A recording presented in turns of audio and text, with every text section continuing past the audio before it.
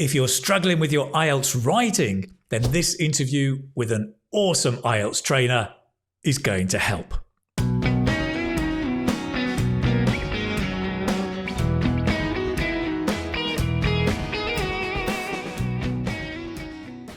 Hi guys, it's Keith from the Keith Speaking Academy. Now, about 3 years ago, I invited an IELTS trainer to join me on a live lesson.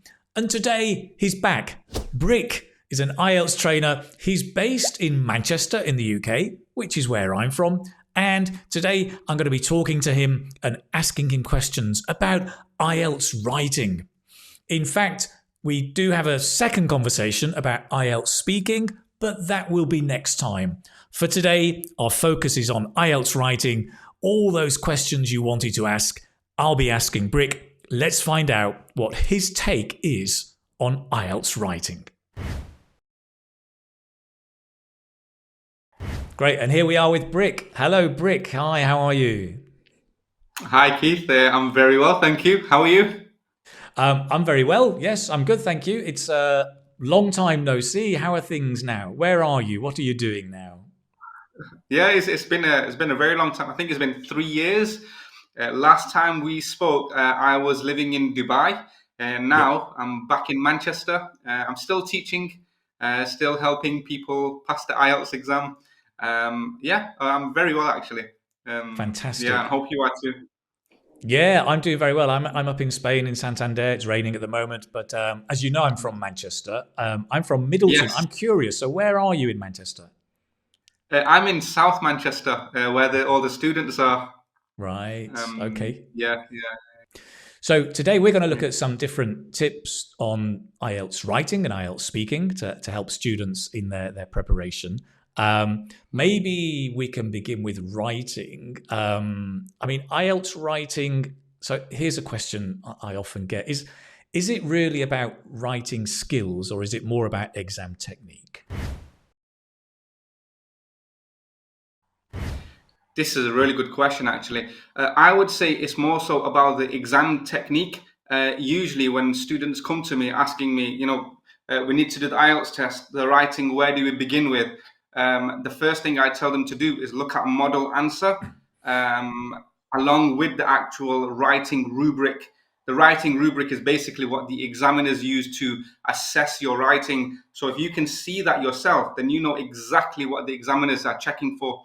And if you look at a model answer, you will be able to see, that's what it looks like. That's what lexical resources, or that's the grammar point, or that's how long a paragraph should be. So those are the main two things that I usually start with. Right.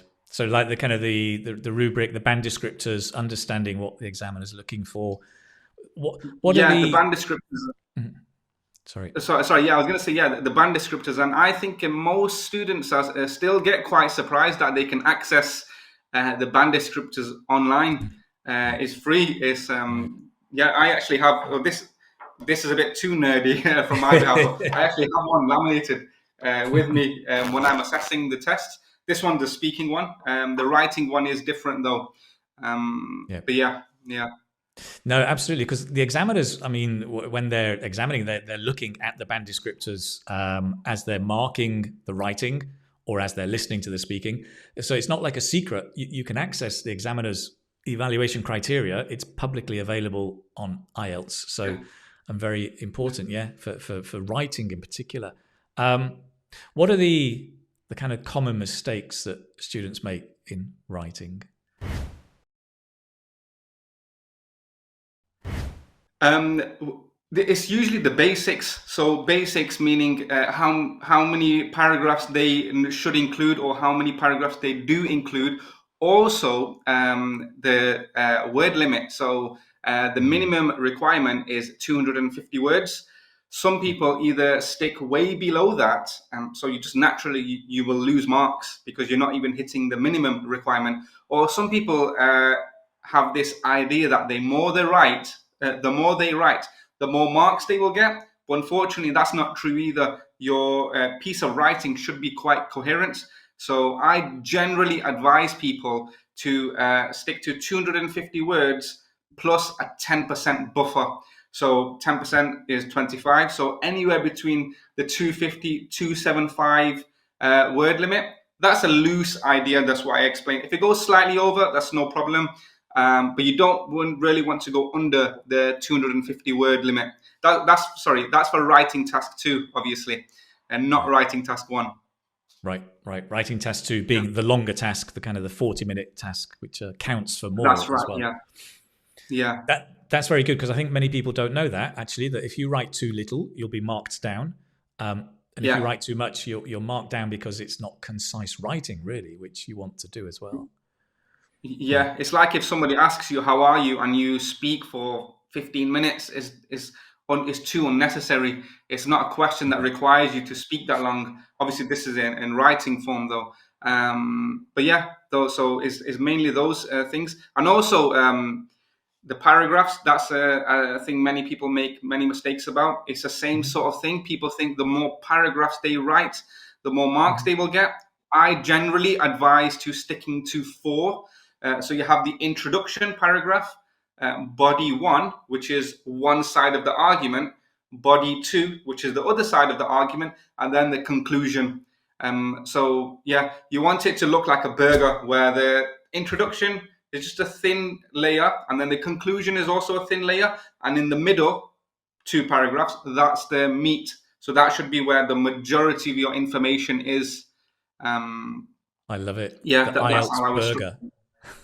The IELTS burger, yeah. I've actually got, I think it's a free PDF. It's still available. I think if you go on my YouTube videos, in the description, you can download it for free. And all the students can see what a model answer looks like. And I've written all of those model answers myself. And I've tried to write it in a way where it's easy to replicate, just so the students can see what a good answer looks like. And I think most people, when they see it, they think, oh, that I think I can do that. It's not too hard once you understand the formula. Excellent. Nice. That's very, very good. I love the IELTS burger idea as well. Another thing the students sometimes ask is, because task two of writing is more important, should they start with task 2 or should they start with task 1? I advise my students to start with task 2 because that's the majority. Like you said, it's worth the majority of the marks. It's worth 2/3 of your marks. And writing task 1 is only worth 1/3. So you want to spend more time on the larger task, and you want to do that task first, just because that's when your mind is the most fresh. So you rather spend, when your mind, when it's fresh, on the task that's worth more marks. But that doesn't mean to just neglect writing task 1. I think if you constantly prepare for the writing exam prior to your test, then when it comes to the test, these things should be second nature. They should become a lot more natural to you. Right. And if I'm a student preparing for IELTS writing, and let's say I've got a month or so, I mean, what advice do you give students on how to prepare? How should they set up their study routine? Really good question. So the first thing I would do is look at what the writing task 2 questions look like. So let's start with the basic one, which is the advantages and disadvantages question. So for those of you who are watching, there's 7 different task types for writing task 2. So if you just look at one of those questions, and then if you just look at a model answer first. And the reason why you want to look at a model answer first is so that you know what is expected to answer this question. What type of style of writing? Is it informal? Is it formal? How long should the sentences be? What type of punctuation should you use? So once you get an idea of a model answer, then after that, you can start to answer that question. Ideally, for the writing, you do need a teacher or a guide, somebody whose English level is a bit higher than yours, who can tell you, okay, this is good, this is why it's good, so continue doing this. This part needs to change. For example, the grammar might need to be further developed. And then you just base your learning based on that, on your initial feedback. Yeah. Yeah, very good. I think I would agree actually. I think the use of a teacher to guide you on your writing and feedback on mistakes, because it's not just Yeah, language mistakes, it's exam technique, structure. There's a lot going on, yeah, right, that you probably need help yeah, with. Yeah, yeah. it's great. It's I mean, I often get questions that I don't like very much, which is students asking, how can I become fluent in a week? How can I become fluent in a month? Without IELTS writing the same, it's often, how can I improve my writing score quickly? Is there a way?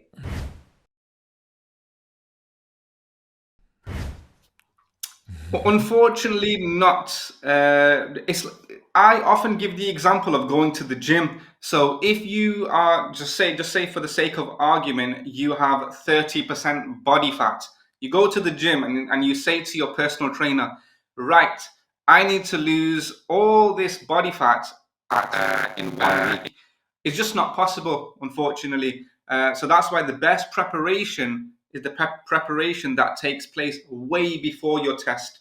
Now, I understand that many people need to pass this exam, or they want to pass this exam as quickly as possible. The quickest way you will pass the writing exam is with the assistance of a teacher. The reading and listening is a bit different because you can kind of do majority of it online. I've actually got videos on my YouTube channel that explain how you can self-teach yourself with the reading and listening skills. But with the writing and the speaking, it does make a huge difference when you have a teacher, or when you have at least a course. I know on your website you've got quite a few courses that help Yeah. with speaking. So I would definitely advise sticking to that. Right. Yeah. No, excellent. Great. Yes. And thanks for the promotion. It's great. No, but I agree. I think having a guide in both those areas is really important, because it's productive language, right? You're producing writing, you're Yeah. producing speaking. A guide is always Mm. you. And if possible, getting feedback as well. Very, very Yeah, I interesting. think that's. Oh, sorry. Yeah. I didn't mean to speak over you. Sorry, but I think that's the most important part, is that you get feedback when it comes to the reading module of the IELTS test. For example, you can complete a practice test online, and it will tell you your score at the end. But if you're preparing for a speaking test, there's nobody to give you the score, so you kind of have to have a teacher. I know there's a few AI apps. I'm not too familiar with them, to be honest. I think the best source is a teacher, and it's the same with the writing. Like, you can't really just complete a test, submit it online, and it gives you your answer straight away. That's why I advise, for writing and speaking, you do get a teacher, or at least a course. Yeah.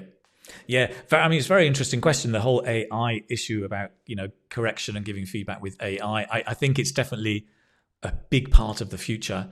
But Mm, yeah, there's lots of other things going on with, I mean, with speaking in particular. It's not just grammar mistakes, vocabulary mistakes, it's communication, it's intonation, tone of voice, meaning, intent. There's so much going on. I'm sure one day AI will capture all of it, and it will be a great that would be tool interesting. Yeah.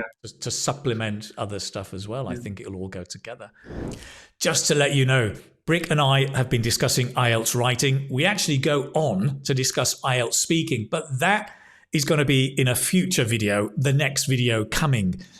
So look out for that. Right now, let's get back into the interview, where Brick and I are just going to discuss a very useful resource for you. And you have a YouTube channel, right? Tell us a bit about that.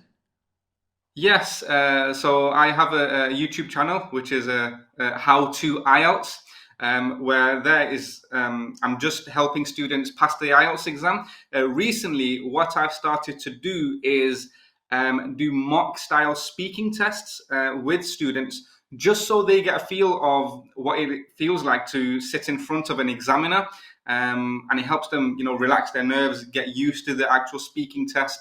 And then I also give a feedback session where I give a detailed analysis of the speaking test, followed by a predicted band score, and what they can do to further develop their speaking skills. So that's been quite popular recently. That's nice. I tell you what I like about your mock tests on YouTube is you've got you and the candidate and then you zoom in and comment on the candidate and their answers, and it's different from everybody else's mock tests. It's really nice. I think that analysis is very, very valuable. It's great. So there it is. Lots of questions and answers. I hope this has been useful to help you understand better about how to prepare for IELTS writing. You can follow Brick on his YouTube channel, How to IELTS. There's a link down below in the description.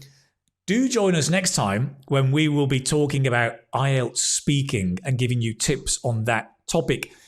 If you've enjoyed this, do subscribe, turn on notifications, and listen, thank you so much for watching, and I look forward to seeing you next time. Take care, my friend.